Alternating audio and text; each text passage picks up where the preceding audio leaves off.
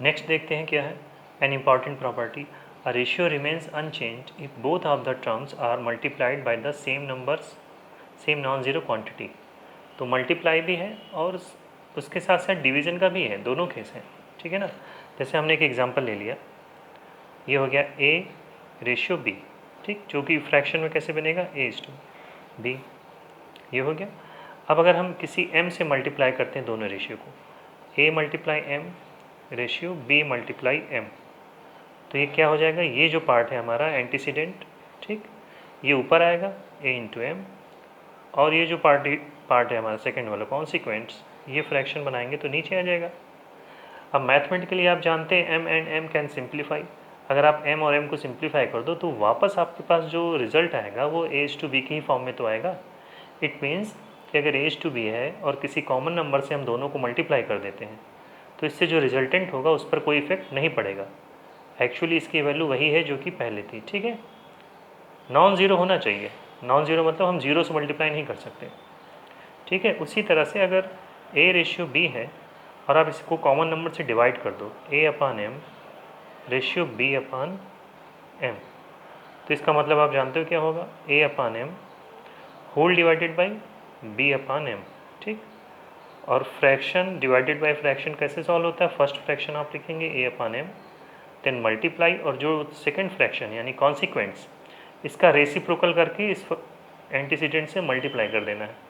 तो B upon M है तो इसका रेसिप्रोकल क्या हो जाएगा, एम अपान बी, एम और एम सिंप्लीफाई हो जाएगा, again you have A upon B, ये हो गया। तो ए अपान बी यहाँ पर भी है और ये भी आपका ए रेशियो बी क्या था, ए अपान बी था, यानी कि ए रेशियो बी जो है अगर उसको हम सेम नंबर से डिवाइड भी कर दें तो भी इसका जो रिज़ल्ट होगा, ठीक, वो क्या आएगा, ए इज टू बी ही रहेगा। तो हमने क्या वेरीफाई किया कि सेम नंबर से मल्टीप्लाई या सेम नंबर से डिवाइड करने पर रेशियो में चेंजेस नहीं आते हैं, उसकी एक्चुअल वैल्यू क्या होती है, सेम होती है, ठीक है ना। नेक्स्ट है आपका रेशियो इन सिंपलेस्ट फॉर्म। हाँ, सिंपलेस्ट फॉर्म यानी कि स्टैंडर्ड फॉर्म भी कह सकते हैं आप। वैसे तो हम रेशियोज फाइंड कर सकते हैं, आपसे कहा जाए what is the ratio of 4 and 6, ठीक है ना, क्या है रेशियो इसका, तो हम क्या लिख सकते हैं, इट इज़ 4:6, तो 4:6 तो लिख दिया, फ्रैक्शन में हम 4:6 भी लिख सकते हैं। बट अगर हम इसको सिंप्लीफाई करें 2 से, 2 3 ज़ा एंड 2 2 ज़ा, तो ये जो हमारा रिजल्ट आता है, ठीक, 2:3, it is the simplest form of this ratio, ठीक है ना। ये क्या है आपका सिंपलेस्ट फॉर्म है।